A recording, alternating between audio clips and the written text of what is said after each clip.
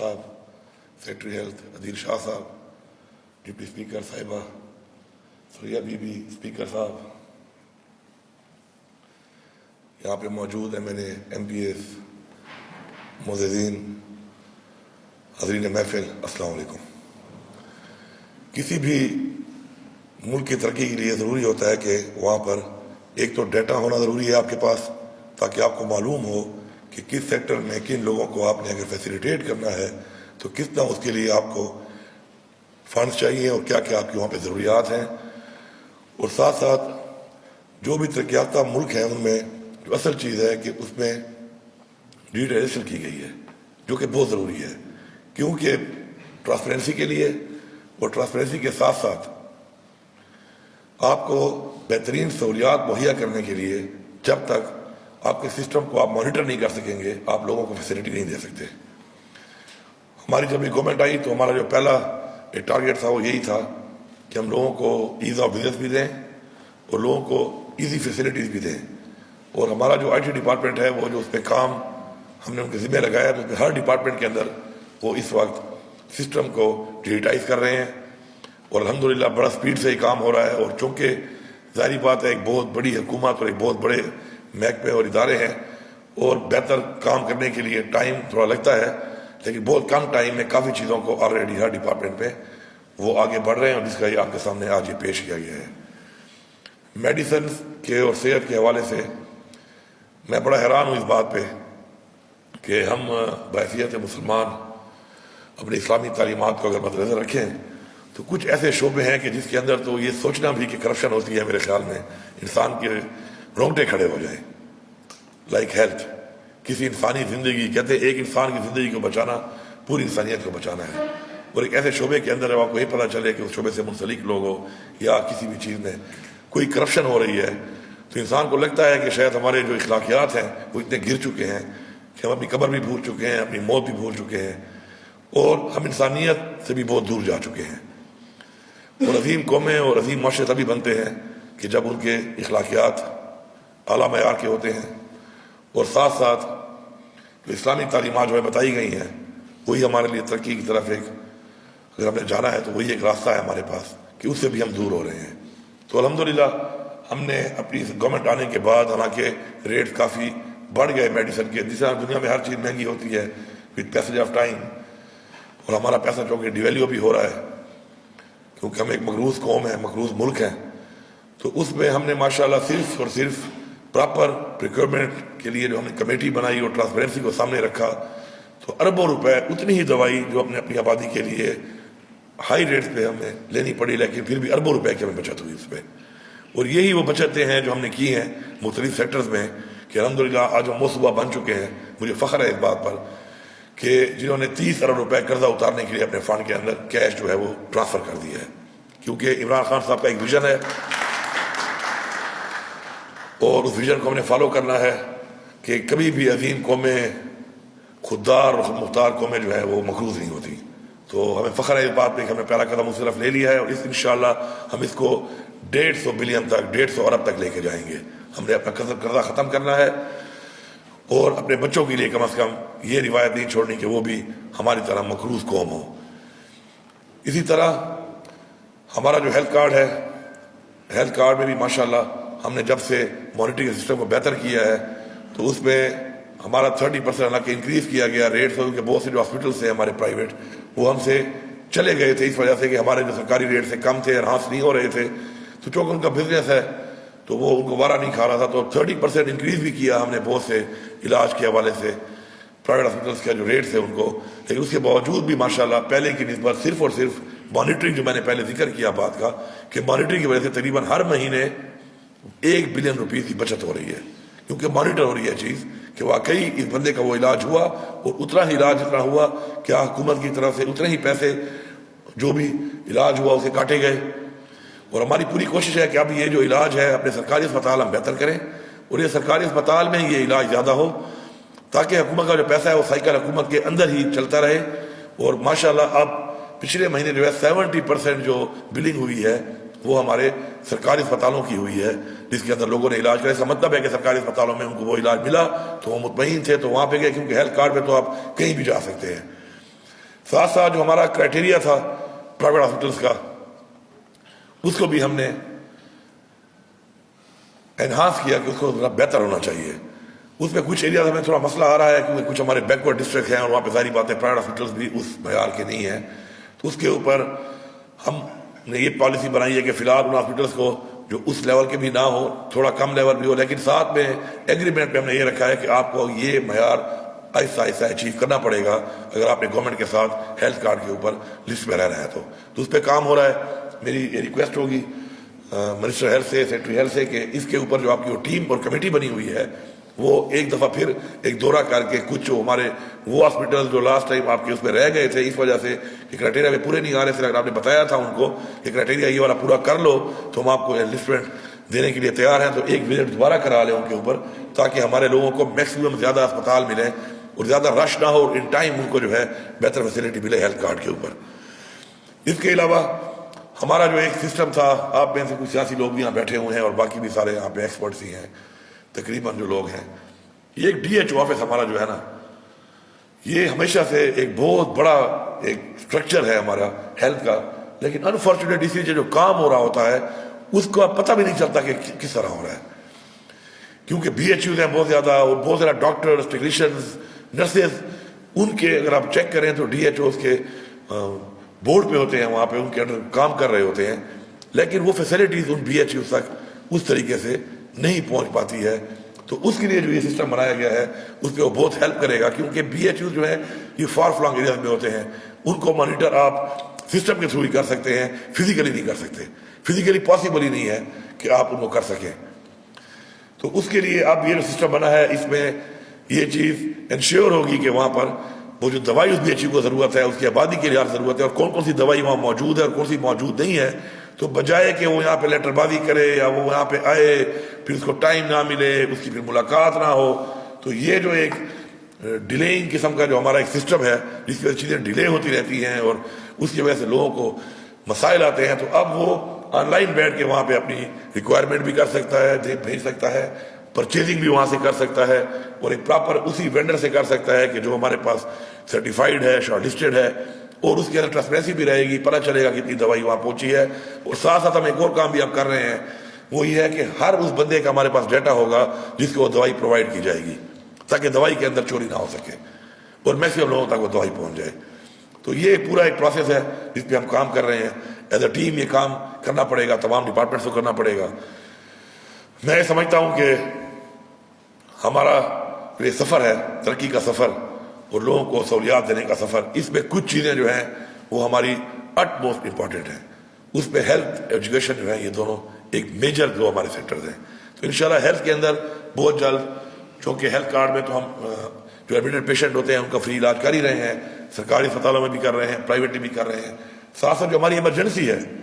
Emergency کے اندر بہت سے لوگ آتے ہیں اور آ کے وہ چلے جاتے ہیں، اور اس کی بھی ہمارے ڈی ایچ کیوز میں ڈیلی کی 1000 اور ہمارے ٹی ایچ کیو میں 100 ایسے لوگ ہیں جو آتے ہیں. تو انشاءاللہ بہت جلد ہم ایمرجنسی میں بھی فری میڈیسن کا انشاءاللہ لانچ کرنے والے ہیں، اور انشاءاللہ ایمرجنسی کے اندر بھی ہمارے لوگوں کو جو میڈیسن ہے انشاءاللہ وہ فری ملے گی. اس کے لیے کام کر رہے ہیں سیکرٹری صاحب. انشاءاللہ بہت جلد ہم اپنے صوبے کے لوگوں کو یہ سہولیات بھی دیں گے جو کہ ہمارا فرض ہے، کوئی آسان نہیں ہے ان کے اوپر. ہم عوام کے ٹیکس پیئر منی کے اوپر جو ہے ایک امانت دار ہیں، امین ہیں، اور ہمارا یہ فرض بنتا ہے کہ ہم اس کو اسی طریقے سے کریں. اور یہ بھی سارے ذہن میں رکھیں، اسپیشلی جو ہمارے گورنمنٹ کے جو ہمارے سیاسی جو ہمارے لیڈرشپ ہے وہ بھی میرے سے شروع ہو کے نیچے تک، اور ساتھ ساتھ جو گورنمنٹ آفیشلز ہیں وہ بھی اس طرح اوپر سے نیچے تک یہ بات ذہن میں رکھیں کہ جتنی آپ کو بڑی ذمہ داری دی جاتی ہے، جتنا آپ کو بلیس کیا جاتا ہے اللہ تعالیٰ کی طرف سے، آپ سے سوال بھی اسی طریقے سے کیا جائے گا اور آپ کو ان سوالوں کے جواب دینے ہیں. یہ ہمارا ایمان ہے. تو ہر بندہ اپنی پوری محنت کرے، پوری کوشش کرے کہ کل اللہ تعالیٰ کے سامنے سرخرو ہو کہ وہ اس عہدے جس پہ اس کو بٹھایا گیا تھا، اللہ تعالیٰ کی طرف سے بلیس کیا گیا تھا، اس لیول کا جواب دینے کہ وہ قابل ہوگا یا نہیں ہوگا. تو اس کے لیے ہمیں محنت کرنی پڑے گی اور ہمیں ذرا آؤٹ آف دا باکس بھی جانا پڑے گا. ہمارا سسٹم بہت سلو ہے، اس سلو سسٹم کے اندر ہم ڈیلیور نہیں کر سکتے. انفارچونیٹلی ہم اس ایک کنویں کے مینڈک بنایا گیا ہے اور اس میں کبھی یہ رولز ہیں تو ایکٹس بنے ہوئے ہیں اور ایک ایسا ایک نظام بنایا ہوا ہے کہ ہر کام کو جب آپ شروع کرتے ہیں جب آپ سوچتے ہیں ٹائم لائنز کے بارے میں. میں تو ایک بڑا تیز قسم کا انسان ہوں، کیونکہ میں گھوڑوں کا سوار ہوں، اور گھوڑا اتنا تیز بھاگے اتنا سوار کو مزہ آتا ہے. اور یہ بھی آپ کو پتا ہو کہ گھوڑا اتنا تیز بھاگتا ہے سوار اتنا کمفرٹیبل ہوتا ہے. دیکھنے والے کو لگتا ہے کہ شاید گھوڑا تیز بھاگ رہا ہے تو سوار کو زیادہ کوئی جھٹکا آ رہا ہوگا، زیادہ پرابلم ہو رہی ہوگی. لیکن گھوڑے کی جو سب سے تیز ترین واک ہے گیلپ، جتنی وہ تیز گیلپ کرے گا سوار اتنا ہی پرسکون بیٹھا ہوتا ہے، اس کو فیل ہی نہیں ہو رہا تھا میں کہاں جا رہا ہوں. تو میں ان سے بڑا تنگ ہوا ہوں، کیونکہ ہر چیز میں ہر کام اتنا لمبا ہے کہ اس کے اندر ٹائم ضائع ہوتا ہے. تو اس پہ ہم ایکس میں تبدیلیاں لا رہے ہیں، ہم اس ٹائم پیریڈ کو شارٹ کر رہے ہیں تاکہ ہماری یہ جو بیچ میں جو ہمارے چیزوں کو ڈیلے کرنے کی جو چیزیں ہیں وہ ختم ہو جائیں اور ہم جلد ڈیلیور کر سکیں. کیونکہ ہم جو گیپ آ گیا ہے ترقی کے درمیان میں بہت سارا، اور اسپیشلی بہت سے علاقوں میں بہت گیپ آ گیا ہے، تو وہ اس اسپیڈ کے ساتھ اور ان رولز کو فالو کرنے کے ساتھ وہ پورا نہیں ہو سکتا. میں بڑا حیران ہوتا ہوں، ٹینڈر لگاؤ تو پہلے اخبار میں 25 دن ٹینڈر لگا ہوا ہے، پھر 25 دن بعد 15 دن جو ہے اس کے اوپر شارٹ لسٹنگ ہو رہی ہے، پھر 10 دن جو ہے پھر ورک آرڈر ہوتے پھر رہے ہیں، تو 2.5 مہینے بعد تو کام شروع ہوتا ہے. 2.5 مہینے از مور دین 60 days. 60 days کی آپ کو اہمیت پتہ ہے کتنی اہمیت ہے دنیا میں. اس کے بعد پھر کہتے ہیں جی کیپرا رولز ہیں، وہ بھی پیروڑے اٹکے ہوئے ہیں، کبھی لا منسٹر بیٹھے ہیں جی لا سے ویٹ نہیں ہو رہا، تو یہ پھر فائنانس والے بیٹھے ہوئے ہیں، ان کی پتہ نہیں کمیٹیاں بنی ہوئی ہیں. جب آپ چوری نہیں کر رہے تو خوف کس بات کا ہے؟ اور ہمیں اس سسٹم کے اندر جو بنایا گیا ہے، ہمیں کام کرنے کے بجائے ڈرایا جانا گیا ہے. ہر بندے کو ڈرایا ہوتا ہے کہ ہاں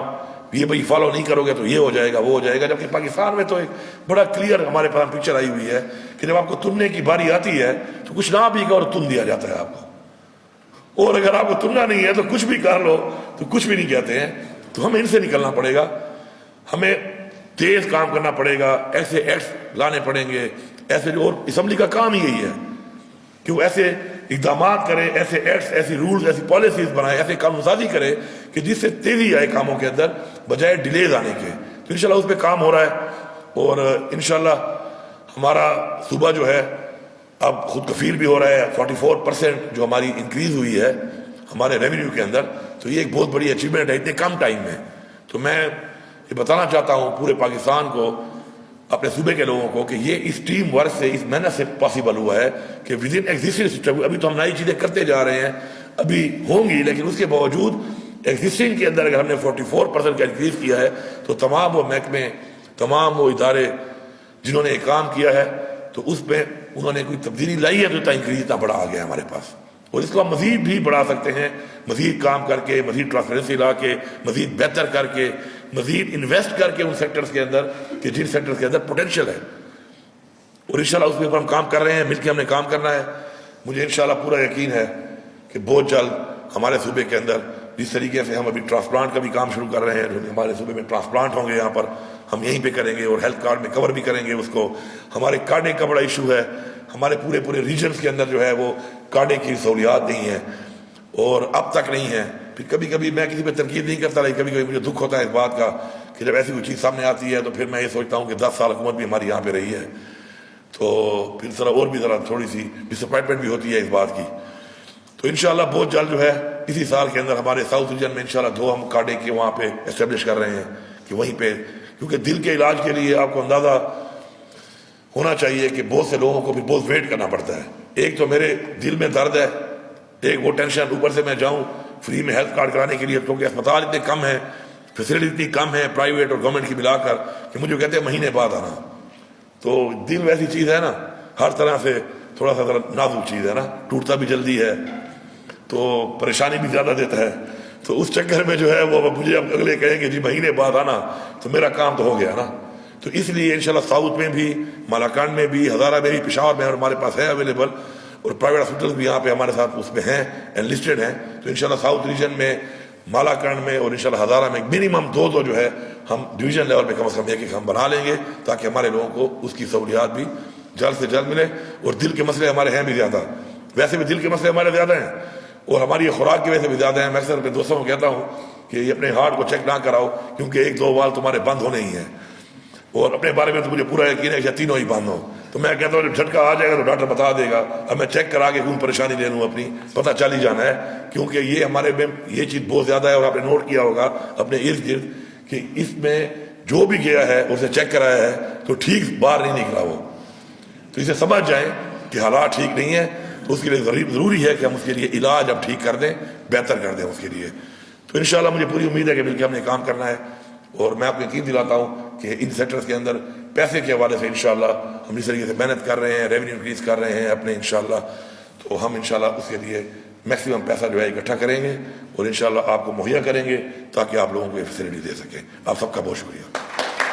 کھلی کچہری کا بیسک بنیادی طور پر مقصد یہ ہوتا ہے کہ ہمارا جو اینٹی کرپشن کے لوگ ہیں